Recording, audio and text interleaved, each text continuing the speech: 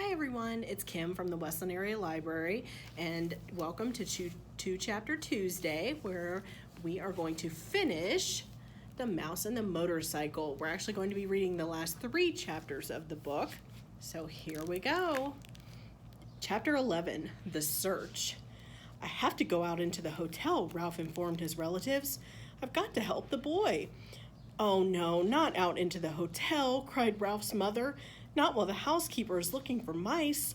If you're seen, we'll all be in danger. I'll be back before dawn, said Ralph staunchly. I must go. Don't try to stop me. See here, my boy, aren't you being a bit dramatic? Asked Uncle Lester. Whatever do you have to go out into the hotel for? To pilfer a pill, said Ralph. An aspirin tablet. His answer was dramatic enough even for Uncle Lester. His entire family stared at him in disbelief.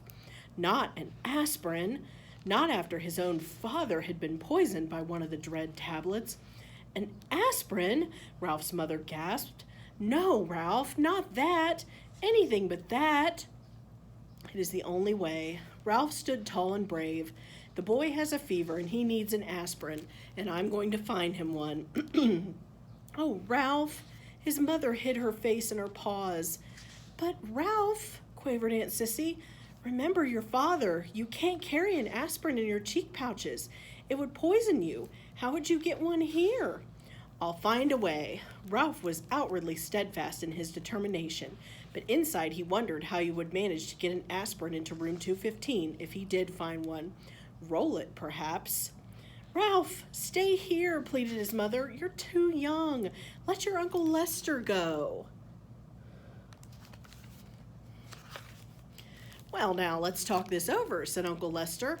I'm not too young and I haven't a moment to lose. Ralph, who was really frightened by what he was about to do, also enjoyed the drama of the moment. Goodbye. I shall return before dawn. Ralph, promise me you'll be careful, pleaded his mother. Promise me you won't climb into suitcases like your Aunt Adrian. Ralph's Aunt Adrian, who liked nice things, had climbed into a suitcase to examine a nylon stocking. Someone had closed the suitcase, and Aunt Adrienne had never been seen again. It was hoped that she had been carried away to a life of luxury. Promise me, Ralph, cried his mother, but her son was already on his way out of the knothole. Ralph scurried across the carpet of room 215, flattened himself, and squeezed under the door.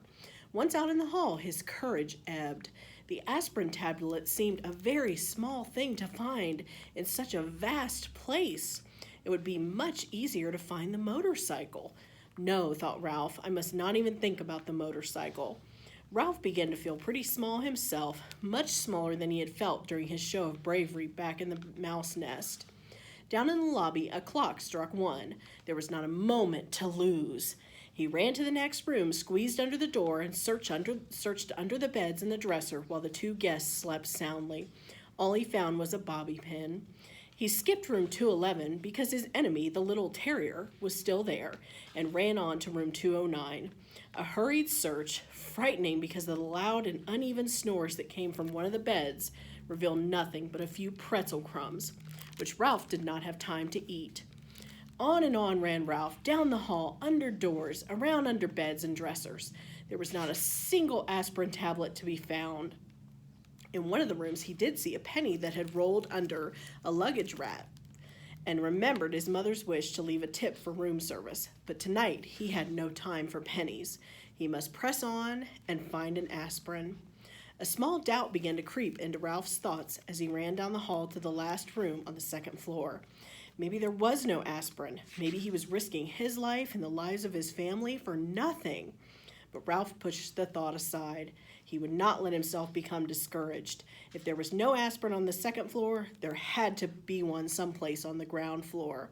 Tonight he was willing to brave the stairs to find it. He flattened himself and squeezed under the last door on the 2nd floor. There was nothing under either of the beds but the things Keith called dust mice. There was no sound but the rattle of the windows in the wind. Ralph started across the carpet toward the dresser when suddenly a light from the bedside table blinded him. He stopped, rooted to the carpet by fear, even though it was not likely that someone was going to cut off his tail with a carving knife. He heard someone slip out of bed and utter a sound halfway between a squeal and a scream. Before Ralph knew what was happening, an ordinary drinking glass had been clapped down over him, and there he stood in a glass trap. By then his eyes were adjusted to the light, and he found himself facing a pair of bare feet. Looking up, he saw that the feet belonged to a young woman in a pink nightgown. "Mary Lou, wake up," she whispered to the young woman in the other bed. "Look what I've caught." "Huh?" said Mary Lou, blinking and raising up on one elbow. Her hair was done up on pink rollers. "Betty, are you out of your mind? It must be past 1 o'clock in the morning." The night was slipping by much too quickly for the trapped mouse. He was terrified and he was desperate. No one in his family had ever been trapped under a drinking glass before. Worst of all, he was failing Keith and endangering his family. "Wake up, Mary Lou, and look," insisted Betty. "I was getting up to stop the rattle in the window and caught a mouse." The news roused Mary Lou from bed, and the two young women knelt on the carpet to look at Ralph, who promptly turned his back. He did not care to be stared at in his misery, but it was no use. The women moved around to the other side of the glass. "Isn't he darling?" said Betty. "Just look at his cunning little paws." Mary Lou leaned forward for a better look. "And his little ears, aren't they sweet?" Betty was delighted. It was disgusting. It was bad enough to be trapped and stared at, but to have this pair carrying on in such a gushy fashion was almost more than Ralph could stomach. Cunning little paws indeed. They were strong paws, paws for grasping the hand grips of a motorcycle. "Oh, Betty, do you suppose we should take him back to Wichita with us?" asked Mary Lou. "My 3rd grade would love him." "So would my kindergarten," agreed Betty. "We could keep him in a cage on the ledge, and all the children could bring him food from home. It would be such a good experience for them to have a pet in the classroom." Well, thought Ralph grimly, I always wanted to travel. A cage in a kindergarten in Wichita, however, was not exactly the destination he had in mind. The minutes were slipping by dangerously fast. He had to do something. "Look," he shouted through the glass in desperation. "Let me go. Please, let me go. There's something terribly important I've got to do." "He squeaked," marveled Betty. "He's adorable," squealed Mary Lou. It was no use. Young women could not speak his language. Ralph was in despair. He thought of Keith tossing feverishly in his bed and of his family huddled in the mouse nest, waiting for his safe return. "But I don't see how we could take him back to Wichita," said Betty sensibly. "We're driving to San Francisco and then to Disneyland before we start back. How could we carry him thousands of miles?" The two teachers looked thoughtfully at Ralph, who knew his fate depended on their decision. Was he to be carried to Disneyland and eventually to a ledge in a kindergarten room in Wichita? Or would they let him go? A third possibility crossed Ralph's mind. Perhaps they would leave him under the glass for the housekeeper to see. He hoped not. He did not think he could last that long. Already, the inside of the glass was beginning to feel warm and airless. "I suppose we really shouldn't turn him loose in the hotel. Mice aren't pests, even if they are cute." The teacher not only destroyed Ralph's hopes, she hurt his feelings as well, calling him a pest when he was on an errand of mercy. From the mouse's point of view, the teachers were the pests. "I know," exclaimed Betty suddenly, causing Ralph to look over her shoulder for a clue as to what it was she knew. "I know how we can get rid of him without hurting him." The young teacher reached over to the bedside table where she picked up a picture postcard. She slid it carefully under the glass and under Ralph's feet so that he was now standing on a postcard. He noticed the picture was of a giant redwood tree, the same postcard all travelers bought when they came to California. "Now what are you going to do?" asked Mary Lou. "Watch." Betty carefully lifted the postcard Ralph and the glass and walked across the room. Even though he knew it was useless, Ralph scrabbled around in his tiny prison. He was afraid she was taking him toward the wash basin. He'd heard of mice being drowned by people who did not like traps. The teacher walked not to the wash basin, but to the open window. She held Ralph across the sill, removed the postcard from the glass, and gave it a little jerk that shook Ralph off into the vines that grew up the side of the building. "There," she said, and closed the window, leaving Ralph clinging to a vine high above the ground. Chapter 12, An Errand of Mercy. "Owls," thought Ralph as he clung to the Virginia creeper and filled his lungs with the cool night air that was such a relief after the stuffy drinking glass. "I've always wanted to climb down this vine and explore the ground floor," he reminded himself grimly, "and now I have to." Ralph had never before been outdoors beneath the moon and the stars. He felt small and frightened and alone. Slowly, paw over paw, he worked his way along the shoots and tendrils. An owl, uncomfortably close in a pine tree, hooted, and Ralph huddled shivering in the shadow of a leaf, aware that he was losing precious seconds. A night wind rattled the windows, and the owl glided off across the parking lot. Ralph inched his way down the vine. It was a long, winding route full of detours to the ground floor window, which, to Ralph's relief, was open. Upon reaching the sill, Ralph leaped to the door of the room in which 3 young men of college age were sleeping, 2 in beds and 1 in a sleeping bag on the floor. "An aspirin, I must find an aspirin," thought Ralph, darting under the bed. He bumped into a dust mouse, which startled him, but he did not find an aspirin. He was in such a hurry, he ran right over the man in the sleeping bag instead of taking time to go around. There, under the dresser, gleaming in a shaft of moonlight, he saw a round white pill. He went closer. Yes, it really was an aspirin tablet. At last! Ralph was positive it was an aspirin and not some other pill because it had letters stamped on it. Ralph could not read the letters, but he knew they stood for an aspirin. He had been warned about them often enough. Now all Ralph had to do was figure out how to get the pill upstairs to room 215. Telling himself that in spite of all that had happened that night, it could not be much past 1 o'clock in the morning, Ralph half pushed and half rolled the aspirin tablet around the man in the sleeping bag to the floor. He shoved it under the door and with great difficulty squeezed under himself. The first floor carpet was thicker and of better quality than that of the second floor. Ralph worked his way with the aspirin down the hall to the lobby where the night clerk was asleep on a couch. The glassy eyes of deer heads mounted on the knotty pine walls seemed to stare at Ralph. So did the giant eye of the television set. Slowly, he moved his precious load across the lobby to the stairs, and there he stopped. How could he manage to get that aspirin up those stairs? He picked it up and tried lifting it, even though he knew he could not reach the first step with it. The night clerk tossed on the couch and made a gobbling, snorting noise. Ralph dropped the aspirin in a panic and looked wildly about for a hiding place. With one terrified leap, he dived under the grandfather clock between the elevator and the stairs. It was immediately plain from the dust that no one ever cleaned under the clock. Ah! Ralph struggled to control a sneeze. Above him, the works of the clock began to make grinding noises. Achoo! The sneeze could not be held back. Bong! The clock struck 1:30, forcing Ralph to clap his hands over his ears. How his famous ancestor, the one that ran up the clock, hickory-dickory-dock, stood the racket he did not know. Peeking out, Ralph discovered the night clerk had slept soundly through the din, so he ventured out from under the clock to continue his struggle with the aspirin tablet. Since carrying the pill up the stairs was impossible, Ralph had to find another way. The elevator? Ridiculous. A mouse could not run an elevator. Then, quite unexpectedly, a whole plan of action popped into his mind. Ralph had a genuine inspiration. First, he rolled the aspirin to a safe place behind the ashtray stand beside the elevator. Then, empty-pawed, he climbed the stairs to the second floor and ran down the hall to room 215, where he squeezed under the door.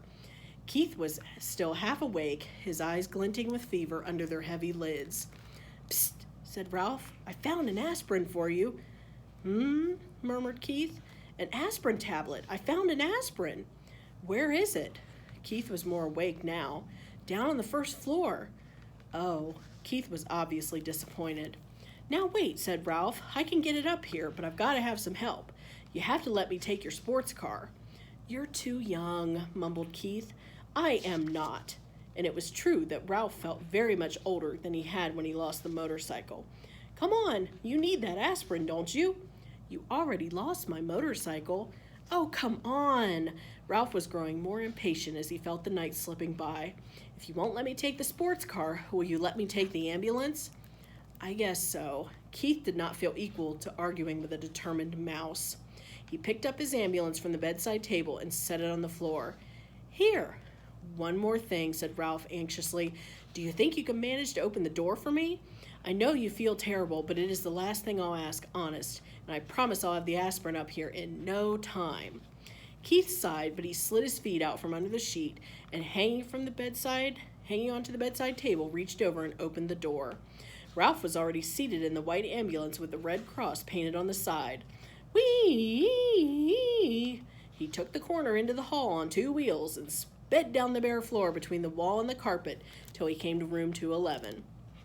Here, he slowed down and then went whee! Good and loud. This carried him, as he had planned, to the elevator. It was a crucial moment.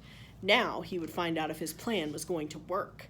The little dog in room 211 began to whimper and then to bark, just as Ralph had planned. In a moment the door opened and the man stumbled out with the little terrier in his arms. "Oh, all right," he grumbled. "I'll walk you. Shut up, will you?" Ralph waited, his paws tense on the steering wheel. The man walked groggily to the closed elevator door, where he managed, in spite of the wiggling dog in his arms, to push the button. Soon the elevator door slid open. Ralph knew that timing was important. The man entered the elevator. The dog barked. "Whee!" said Ralph, hard enough and fast enough to shoot the ambulance at great speed across the yawning crack between the floor of the hall and the floor of the elevator before the man turned around. As the dog's owner turned, Ralph steered skillfully around his feet and parked the ambulance behind him. The man pressed the button, the doors closed, and the elevator finally began to descend. "You know what you are?" the man sleepily asked the dog.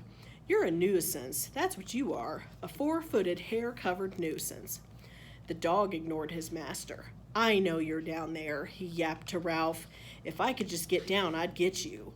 Ralph did not answer. He was taking no chances. He waited quietly inside the ambulance until the man had carried the dog out before he drove out of the elevator. He jumped out of the ambulance, opened the rear doors, seized the precious aspirin, and boosted it inside. Slamming the doors, he ran around and jumped into the driver's seat. There was not an instant to lose. Whee! The ambulance moved toward the open elevator, but unfortunately, by this time, Ralph was slightly out of breath. The front wheels of the ambulance caught in the crack between the floor of the lobby and the floor of the elevator. The ambulance was stuck. "Oh no," thought Ralph. "Not now. I can't fail now." "Whee!" he managed to gasp. The wheels spun, but the ambulance did not move. Ralph jumped out, put his shoulder to the rear of the vehicle, and pushed with all his strength. Nothing happened. In a moment, the man would be returning with his dog. Desperate, Ralph climbed back into the ambulance. He took a breath so deep he thought his lungs would surely burst. Whee! He made the sound hard and fast and high-pitched. The wheels spun. The ambulance moved, slowly at first. Then as the tires got a grip on the floor of the elevator, it shot out of the crack and across the elevator and hit the rear wall with a bump. Ralph collapsed over the steering wheel, limp with relief, just as the man came back through the lobby with his dog. "I guess some boy lost his toy ambulance," muttered the man, more awake now, as he stepped in and pressed the button. "Toy?" thought Ralph indignantly. "This ambulance is carrying medical supplies to the sick." "Boy, my foot!" yapped the terrier. "It's that dastardly mouse. Let me down and I'll get him." Ralph did not try to answer. He was saving all his breath now to get the ambulance across that crack once more. The man slapped the dog lightly on the nose and said, "Be quiet. I took you outside, didn't I?" Fortunately, the elevator door stayed open behind the man as he walked out, so Ralph had no trouble driving the ambulance down the hall to room 215. The door had blown shut, but he did not care. He jumped out of the ambulance and ran around to the back, where he unloaded the aspirin, shoved it under the bedroom door, and squeezed under after it. "Hey, Keith, I've got it!" Ralph was filled with triumph. "I've brought you an aspirin." Chapter 13, a subject for a composition. Ralph was a hero in the mouse hole that night. His admiring relatives gathered around, begging to hear the story of his adventures. Ralph could not help bragging a little as he told the story of his travels, beginning with the search of the second-floor rooms, skipping the part about the teacher trapping him under a drinking glass, and ending with Keith's taking the aspirin and finally falling asleep. "But are you sure it really was an aspirin tablet?" Ralph's mother could always find something to worry about. Are you sure it wasn't some other kind of pill? Keith put it on the bedside table and refused to take it until his mother saw it, explained Ralph. First, his mother and father got pretty excited and thought he was out of his mind from the fever when he started telling them there was an aspirin on the table. Then, when they saw the pill and could tell from the letters on it that it really was an aspirin, they decided the night clerk must have found it and brought it up. They thought the windows rattled so much they did not hear his knock. "Oh, Ralph, I am so proud of you," said his mother with a sigh of relief when his brothers and sisters and cousins stared at him with shining eyes. "Good work, Ralph. I didn't think you could do it," said Uncle Lester heartily. "I feel much better about room service now that we have left an aspirin for a tip," said Ralph's mother. "I feel that at least we have done the right thing." "Our Ralph is growing up," said Aunt Sissy. "Yes, Ralph is growing up," agreed his mother with a sad note in her voice. "It's hard to believe. Seems only yesterday that he was a tiny pink mouse without any hair." Naturally, this embarrassed Ralph, but now that his mother had finally admitted he was growing up, he decided to make the most of this moment. "Now can I go down to the first floor by myself?" he asked eagerly. "We'll see," said his mother, looking worried once more. "Nonsense," said Uncle Lester. "Of course he may go. Ralph has shown that he can be a very responsible mouse." "I guess you're right," agreed Ralph's mother nervously. "Oh, boy," exclaimed Ralph. "Tell us again how you climbed down the vine and the owl nearly got you," begged a cousin. "No, tell us again how the ambulance got stuck in the crack," said another. "No, tell the part about how you got the dog to bark," pleaded a third. The only flaw in the evening for Ralph was the fact that he had not found the motorcycle on his travels through the hotel. Keith slept soundly, and the next morning, although he still had a temperature, Ralph was pleased to see he was feeling much better. "Do you hurt any place?" Mrs. Gridley asked anxiously after she had given her son an aspirin brought by the milkman. "Is your throat sore? Does your stomach ache?" Keith shook his head. "I just feel sort of tired." "He's going to be all right. He must have picked up a bug someplace," said Mrs. Gridley to her husband. "A day in bed with plenty of fluids and he'll be on his feet again." Mr. Gridley nodded. "Do you feel like eating any breakfast?" he asked Keith. "We can order something for you from room service." Keith brightened. "Can I really have something set up from room service?" he asked. And when his father assured him he could, he slumped back into the pillow. "But I'm not hungry." "Some orange juice would be good for you," suggested his mother. "All right," agreed Keith, and then added as if he suddenly had an inspiration, "and bacon and toast and jelly." "Your appetite seems to have come back in a hurry," remarked Mr. Gridley, as he picked up the telephone and asked to be connected with room service to order, he thought, breakfast for his son. As soon as the adults had gone, Ralph popped out into the room. "Hi," said Keith. "Thanks a lot for the aspirin. It really helped." "That's all right," answered Ralph modestly. "Where did you get it?" Keith was curious to know. "Under a dresser down on the first floor." The first floor? Keith could not believe it. "How did you manage to get it up here?" Once more, Ralph told the story of his night's adventure, skipping the part about the drinking glass, but making it sound as if he had narrowly escaped the thorny talons of the owl as he traveled down the vine. Golly, Keith was amazed at Ralph's story. "You know what? You're a pretty smart mouse, and a brave one, too." "Oh, it was nothing," said Ralph in an offhand manner. "Nothing? It was plenty. You risked your life." The boy's admiration and gratitude made Ralph feel even prouder of what he had done. "I parked your ambulance out in the hall," he said, wanting Keith to know how responsible he was. "Your folks will probably see it and bring it in when they come back." "That reminds me, you didn't happen to see my motorcycle anyplace, did you?" Keith's question was unexpected. "Well, no, I didn't." Ralph suddenly felt less proud of himself. "But I didn't have much time to look." "Yeah, I know," Keith was sympathetic. "I just wondered."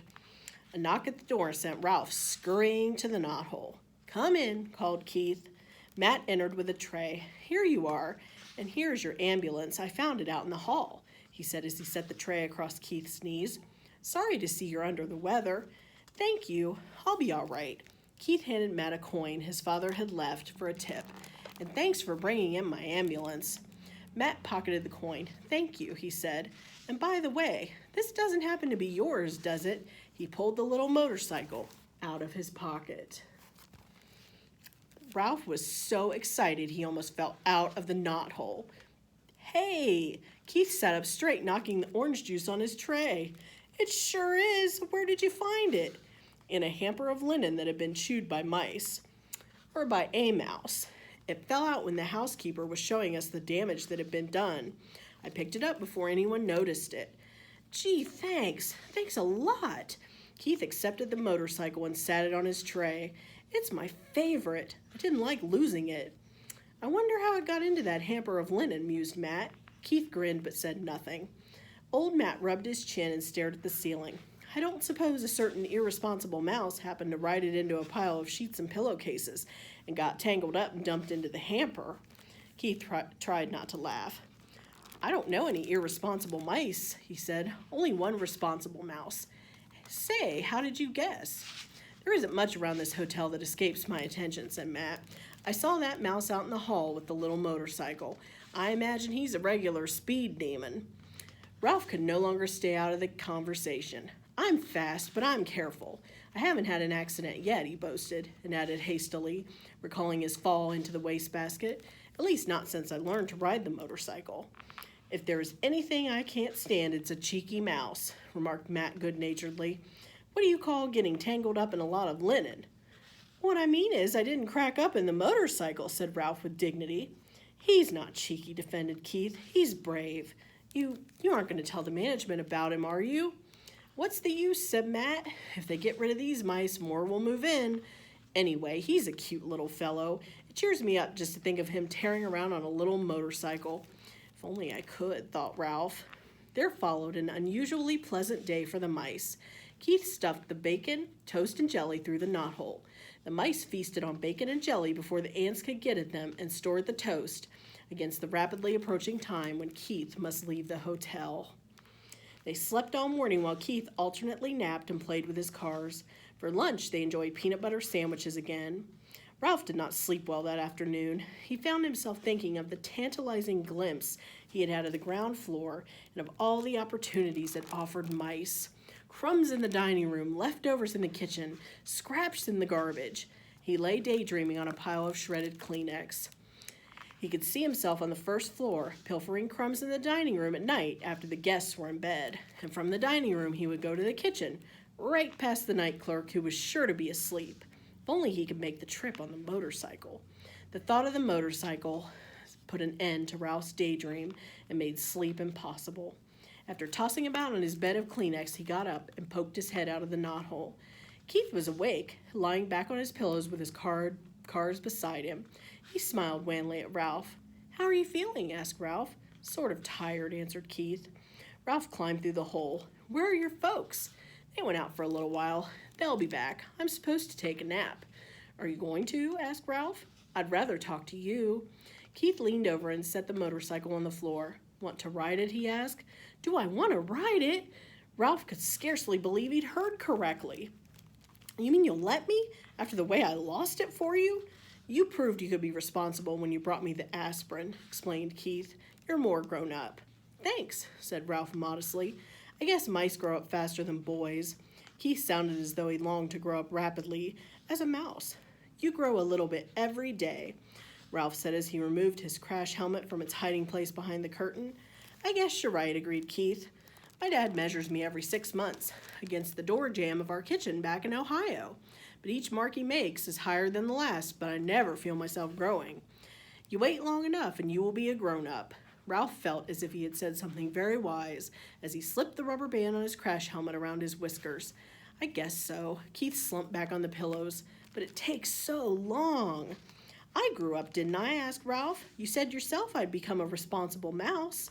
Yes, you did, said Keith thoughtfully. I guess that's part of the secret. You getting bigger isn't enough. You have to learn things like not taking off down a steep hill on a bicycle when you aren't used to handbrakes, stuff like that.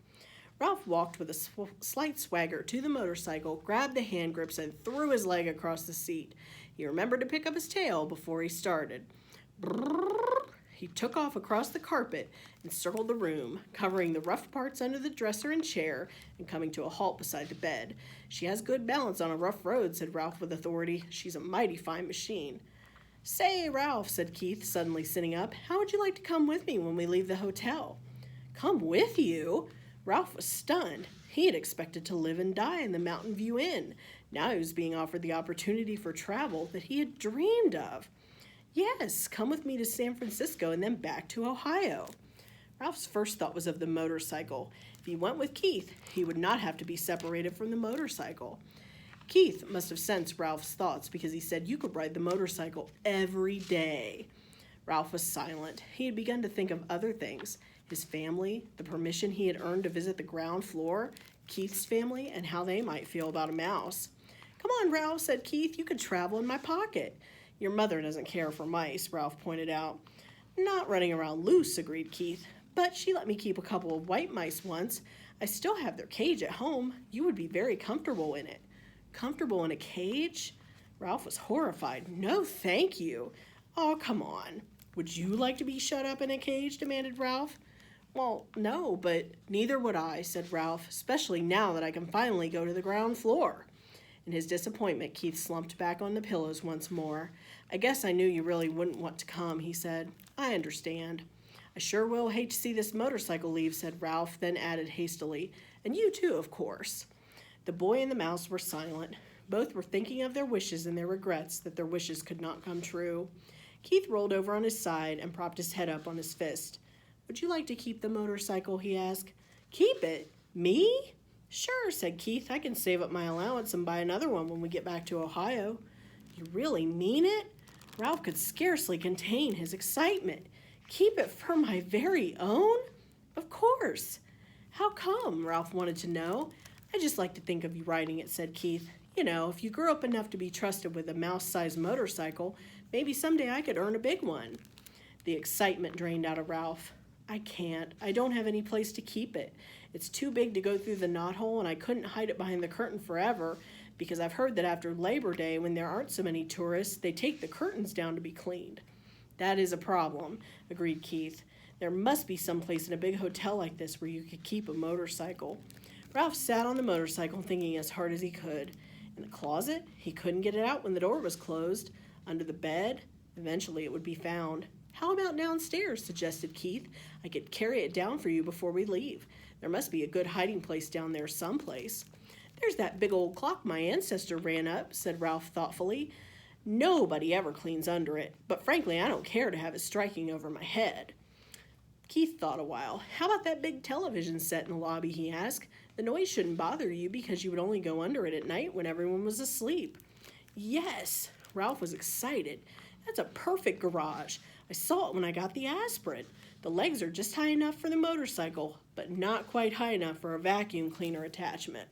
Then it's settled, said Keith, and added rather sternly, Ralph thought. But first, you must ask your mother. Ralph dismounted and ran to the knothole. He was gone several minutes before he returned to announce in triumph, She says I can keep the motorcycle if I promise to drive carefully and wear my crash helmet every single time I ride it. Swell! Keith was just as excited as Ralph. When we check out, I'll hide it for you while my folks are busy paying the bill. I can't thank you enough. Ralph fastened his crash helmet once more. I never thought I would have a motorcycle of my very own. Keith lay back on the pillow and smiled at the mouse mounting the motorcycle. It will be fun thinking of you riding around that big old lobby when I'm back in Ohio this winter going to school. And when the teacher asks us to write a composition about our summer vacation, I can write about meeting a brave mouse named Ralph who rode a little motorcycle. I'll tell about your bringing the aspirin, except I'll have to call it a pill because I can't spell aspirin. Of course, the teacher won't believe it, but she'll probably say I show imagination. Ralph felt proud to think he was going to be written about in a composition in far-off Ohio. Brrr! He grabbed his tail, gunned the motor, and took off, heading for the threadbare part of the carpet that made such a good speedway. Round and round he sped, faster and faster, until his whiskers blew back and he was filled with the joy of speed. He longed to wave to Keith, but he realized a good driver must keep both paws on the hand grips. He glanced up and noticed that Keith's eyes were closed. The boy had fallen asleep with a smile on his face. Ralph dragged his heels to brake the motorcycle. Quietly, he parked it beside the bed. Quietly, he removed his crash helmet and hid it behind the curtain. He did not want to disturb the sleeping boy. Ralph could wait to ride the motorcycle. It was his to keep. All right, that's the end of the story. The secret word for this week is the word 11. ELEVEN. So make sure you add that to your reading records, and don't forget to finish up your summer reading challenge. Thanks for playing along and reading with me. See you next time.